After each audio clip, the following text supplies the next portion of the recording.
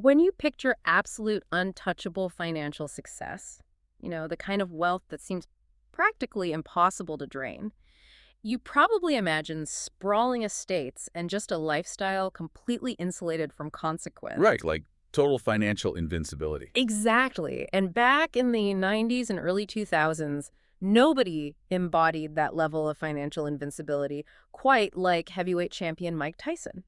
We're talking about a man who pulled in over $300 million over his career. Which is, I mean, 300 million is a number the human brain actually struggles to conceptualize in practical terms. Oh, completely. You're talking about lottery winner money, just multiplied over and over, deposited directly into one person's bank account.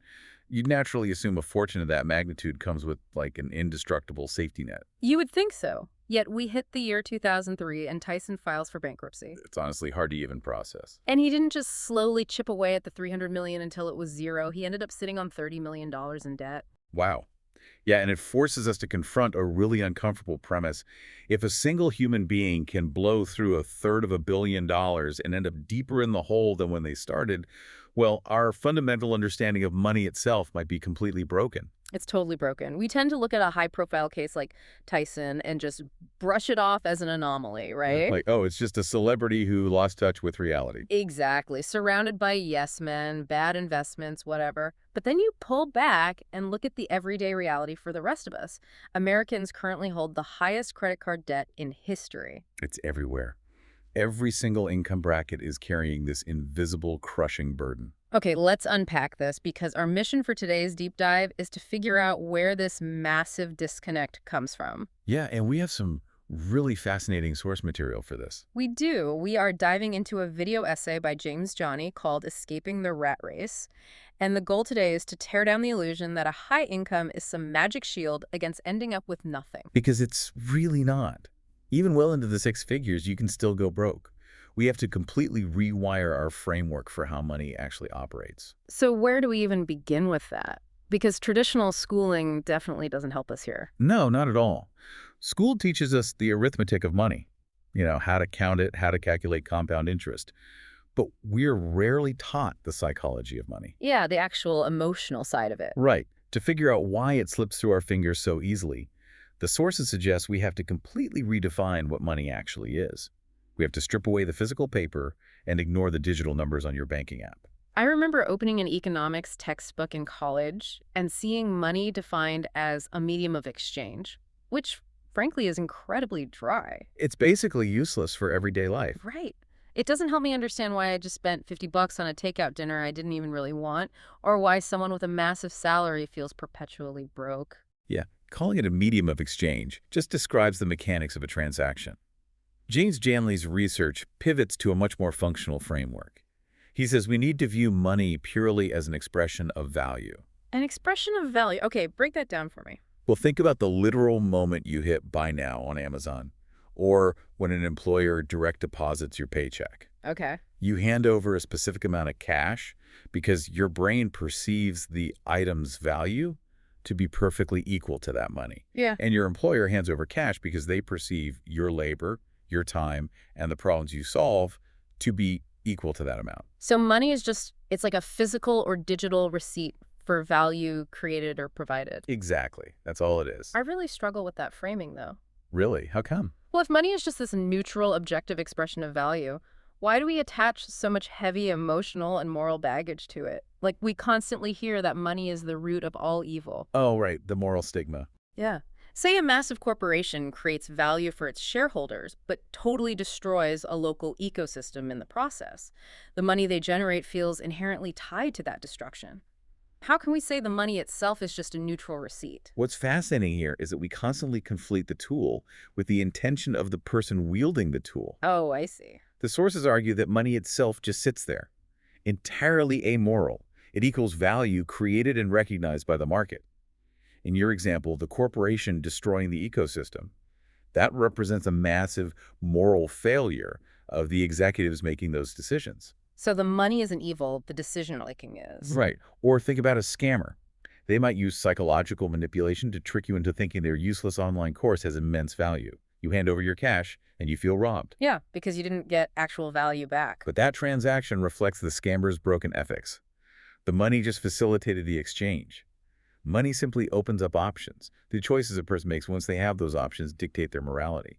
Okay, that makes sense. So if someone amasses wealth legitimately, the scoreboard is just reflecting that they've produced a massive amount of value that society agreed was worth paying for. The dollar bills aren't malicious. Exactly.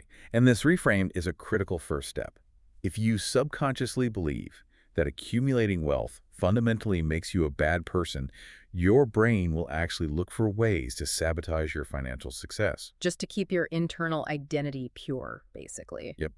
You have to neutralize the concept of money in your mind first. Okay, so assuming we can neutralize it, our day-to-day relationship with money essentially boils down to a stark equation. It really does. It's a tug of war. A tug of war between how much value we create and how much value we use up. Production versus consumption. Yeah. This is the absolute heartbeat of your financial reality. Production being how money enters your life.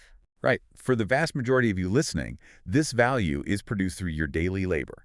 You show up to a job, apply your expertise, alleviate friction for your employer, and they hand you an expression of that value in the form of a paycheck you were producing. And then the other side of the coin immediately kicks in. Consumption.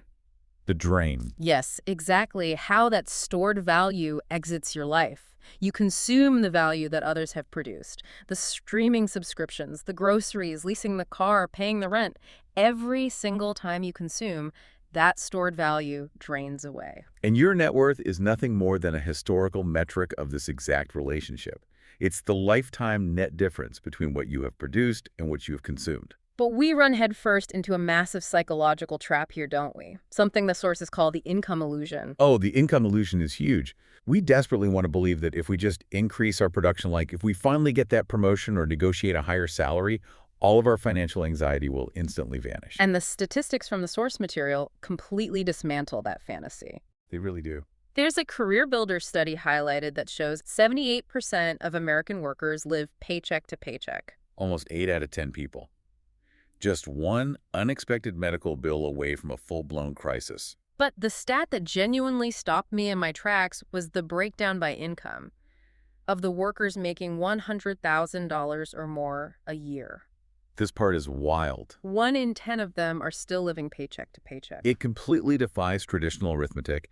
I mean, if you are earning well above the national average, bringing in a comfortable 6 figures, and yet you still find a way to bleed out every single dime before the end of the month. Your problem is clearly not a production problem. No, you have a fatal consumption problem. It's like having a massive industrial-sized water pump to fill a bathtub, but you're pumping the water into a colander. Or a bathtub where the drain has been completely removed. It does not matter if the faucet is a trickle or a fire hose. If there is zero retention, the water just pours right through the system. Right. Mike Tyson had a $300 million fire hose, but his drain was the size of a black hole. Exactly. And this endless, agonizing cycle of consuming exactly what we produce, or even leveraging debt to consume more, this leads us to the actual definition of the rat race. And it is definitely not the definition that social media tries to sell us. No, not at all. If you spend any time scrolling, you'll see these internet gurus standing in front of rented Lamborghinis telling you that the rat race is your 9-to-5 job. They try to guilt you for having a boss. Yeah, insisting you're a slave to the system, which is usually just a setup to pitch you their $5,000 course on how to escape it. It is an incredibly toxic framing, and it's factually inaccurate. The sources clarify this beautifully.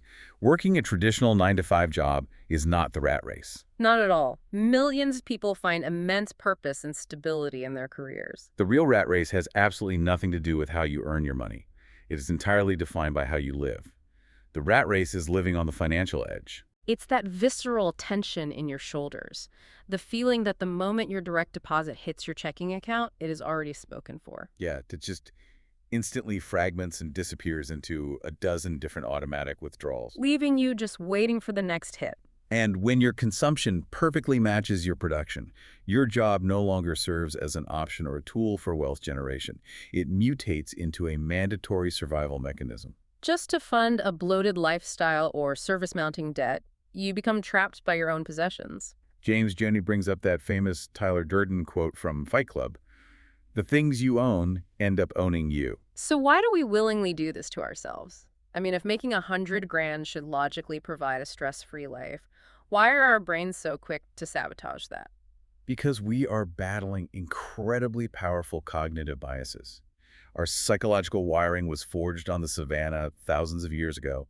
It was definitely not designed to navigate modern, frictionless financial systems. Okay, so what are these blind spots? The sources mention a few key ones. Well, starting with the ostrich effect. Sticking your head in the sand. I think everyone knows this feeling. Oh, absolutely. It's that awful dread of waking up on a Sunday morning after a big weekend out and absolutely refusing to open your banking app.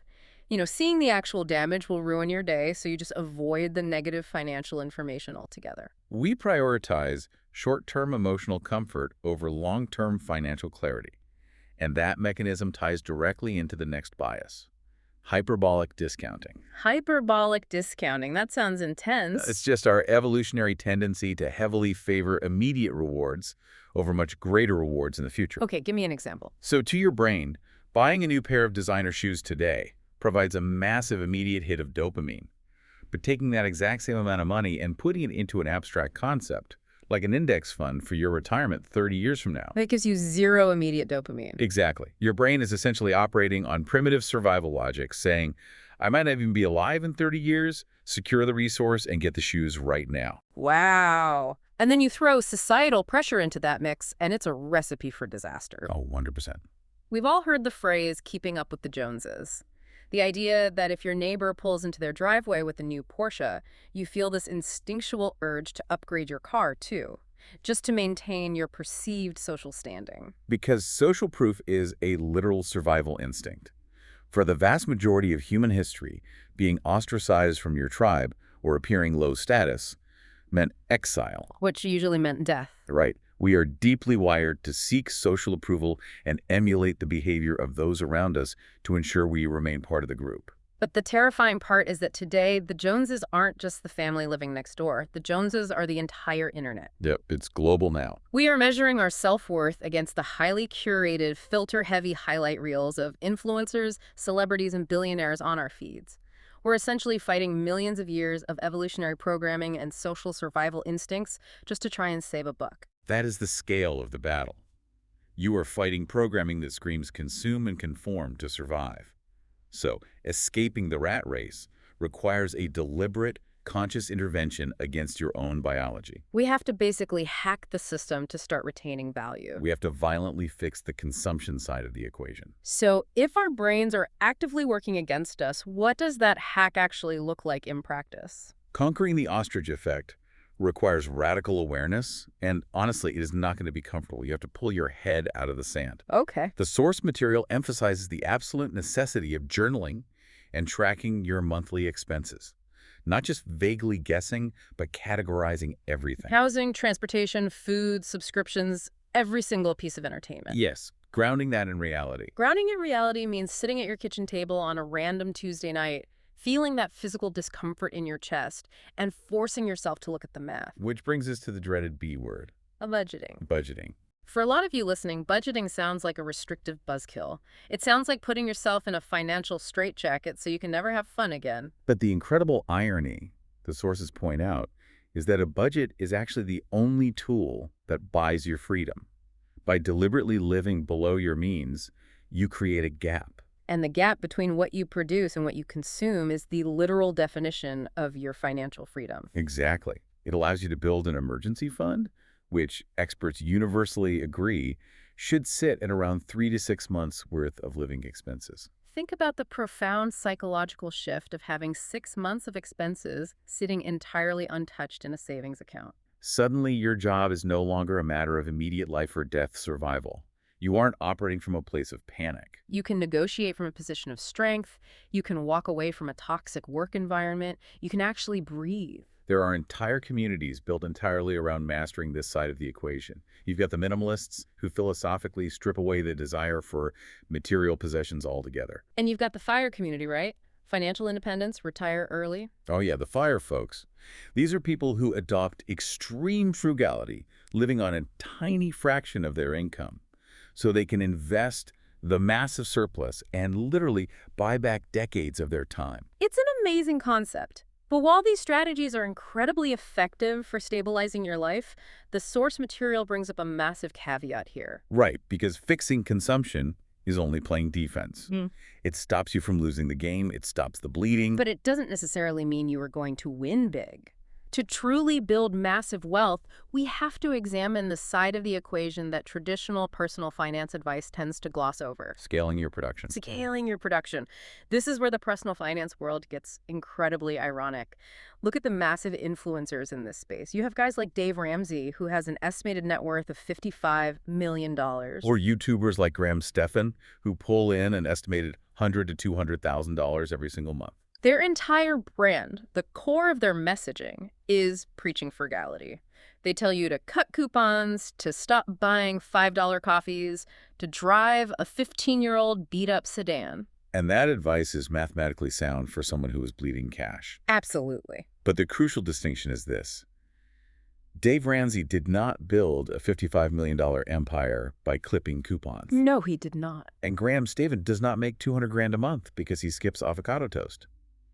They got rich by utilizing production at a massive scale. They didn't shrink their way to wealth. They produced their way to it. They identified a massive problem, widespread financial illiteracy and the anxiety that comes with it, and they delivered a solution to millions of people simultaneously. So we really need to explain the actual mechanics of what it means to scale your production. Because in the textbook sense, the most impactful way to radically increase your value is to utilize leverage. Leverage. Okay, how does that work for a normal person? Well, if you work a traditional hourly job, your production is tethered to your physical time. You can only work so many hours in a day. Leverage detaches your value from your time. How does that actually look in practice, though? It comes down to the marginal cost of reproduction. If you bake a cake to sell, you have to buy new ingredients and spend another hour baking a second cake to serve a second customer. Your labor doesn't scale. Exactly. But media and code, the tools of the internet, are forms of permissionless leverage. You build the solution once, and the cost of delivering it to the next person is zero.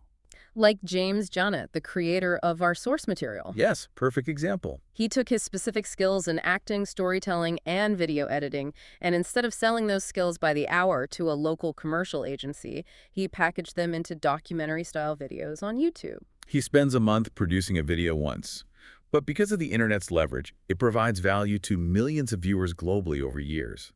The internet allows his production to scale infinitely with zero extra labor on his part. Or consider someone like Ben Francis, the founder of Gymshark. He didn't just stitch better workout clothes. He understood how to build and leverage a digital community. He scaled the feeling of belonging to a fitness tribe. By using social media as leverage, his production reached a global market instantly. But I think it is vital to point out here that scaling your production does not mean you have to quit your job, drop everything, and launch a risky startup. Oh, definitely not. Not everyone is wired for entrepreneurship, and that is perfectly okay. You can absolutely scale your value within a 9-to-5 structure. Really? How so? It requires shifting your entire mindset. You have to move away from, I am paid to sit in this chair for 8 hours, to how can I produce maximum value for this organization? Oh, I see. So, like, can you write a piece of code that automates a tedious process for your entire department? Exactly. Or can you build a new client pipeline that brings in revenue while you sleep? If you use leverage to scale the value you produce for your employer, you're leveraged to demand a higher expression of that value, meaning your salary goes through the roof. It requires viewing yourself objectively as a producer in the market. What are your unique skills? How are you currently deploying them? Are you only solving problems for the 10 people in your immediate vicinity? Or could you reach 10,000 people with a slight adjustment in how you deliver that value? That's the real shift.